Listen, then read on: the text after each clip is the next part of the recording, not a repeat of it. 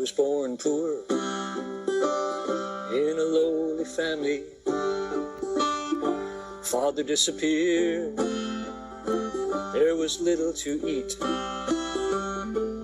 My work was degrading, I gathered withered flowers from the shrines. I sold what I could and threw the rest away.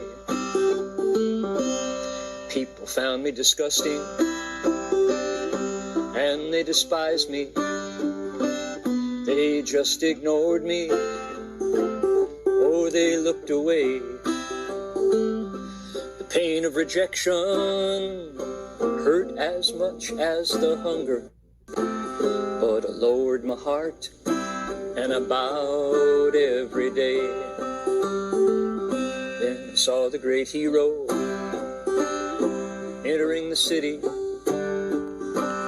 the greatly awakened one with his monks in line. The most supreme of the Magadans, walking like a lotus, pure and refined. Now, being an outcast, for Sunita to draw near the Buddha, who was a kshatriya, the warrior, the ruler class, if the shadow of an outcast touches the body of a Brahmin or a kshatriya, the legend says they can never wash it clean. And the upper caste person is within his rights to beat him, kick him to the curb, or do him physical harm. Sunita, because of his practice of bowing, sees the Buddha and takes his chance. I lost all fear. I set down my pole and baskets. I drew near and I wanted to bow. And then he, the conqueror of Mara, stopped the line. He stood still out of kindness just for me. After showing reverence at the feet of the teacher, I stood to one side and I said these words: "O great sage, supreme among all beings, may I take refuge and leave home with you." The compassionate teacher raised one hand in a blessing with the sound of kindness for all the world. He said, "Come, monk." That was my ordination. I left home and my new life began.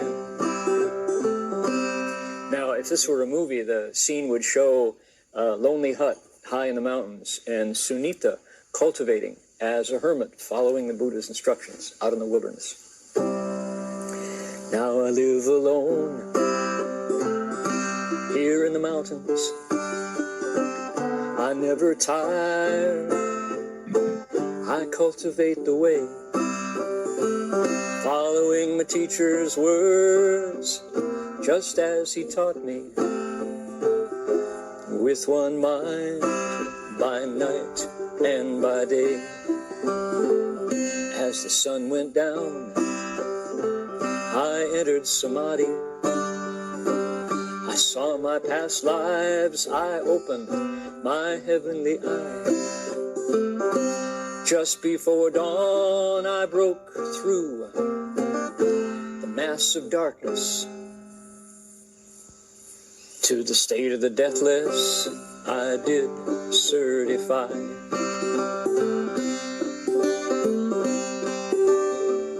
Oh, the night was ending, and the sun was returning.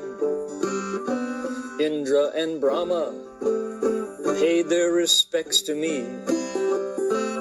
With the palms together, shining light, the way gods do with eloquence, they said these words to me. One of the beautiful ironies of Sunita's verse is, here are Indra and Brahma, chief among gods, higher even than the human Brahmins. And what do? They want to celebrate Sunita's accomplishment, never mind his worldly caste. What do the chief among gods say? Homage to you, thoroughbred of humans. Homage to you, human supreme. Your afflictions have ended, all your suffering is over. You, dear sir, are worthy of offerings.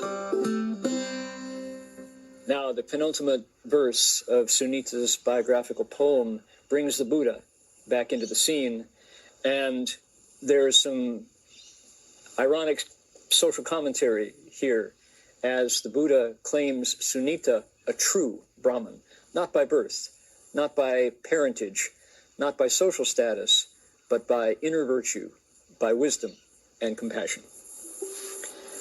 Upon seeing me venerated by the Devas, the teacher smiled, and he proclaimed, through austerity, celibacy, restraint, and self-control, he became a Brahmin. Sunita is a Brahmin supreme.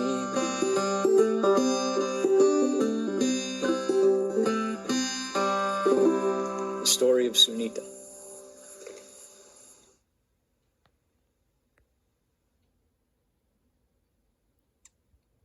Hey, thank you, Reverend Feng Shu. And now we are going to begin our